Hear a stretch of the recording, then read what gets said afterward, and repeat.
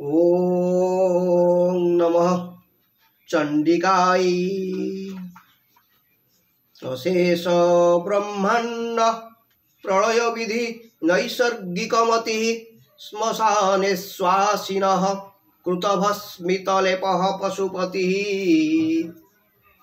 ददौ कंठे हलाहलमखिल भूगोल कृपये भवत्या संगत्या फलमिति च कल्याणी कलये। माँ भगवती देवदेव महादेव सृष्टिर संहार कारक से सबुबले श्मशान रे विहार करती चिताभस्म बलि हुअन्ति। एते हेले मध्य सृष्टिपति दयावान होई संसार को रक्षा करिवा पई से गरलपान करिथिले। एई दयाभाव तांकर रुक्ष मनरे किपरि जात हैला तुम हाथ धरिथिबा कारणरु कि माँ। ओम नमः चंडिकाय। तुदीयं सौंदर्यं निरतिशयमालोक्य परमा भूतैवासीद् गंगा जलमय तनुः शैलतनये तदेतस्यास्ताम्याद् वदन कमलं वीक्ष्य कृपया प्रतिष्ठा मातेने निज शिरसि वासेन गिरीशः।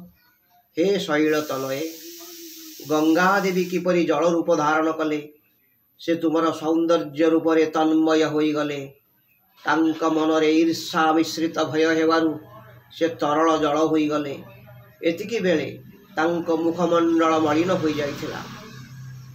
यह देखि महादेव दयावंत होई तांकु मस्तकस्थ जटा मध्य स्थान देई रक्षा करिथिले। एही समस्त घटनार एकमात्र कारण तुमर सौंदर्य। विशाल श्रीखंड द्रवमुदबदाकीर्ण घुसृण प्रसूनव्यामिश्रं भगवती भवाभ्यंग सलिलं समादाय स्रष्टा चलित पदपांशोर्निजकरैः समाधत्ते सृष्टिं विबुधपुरपङ्के रुह दृशां। हे जननी तुम्हें स्नान करुथिबा जल अत्यंत पवित्र। सेथिरे चंदन व कस्तूरी मिश्रित होइथाए। नाना प्रकार सुवासित पुष्प सेथिरे निक्षेप करा जाइथाए। ताहा अत्यंत पवित्र और सुवासित। तुम चलापथर धूली राशि को विधाता निज हस्तरे संग्रह करी स्वर्गर सुंदर पद्मनयन रमणी मानंकु सृष्टि करी अछंती।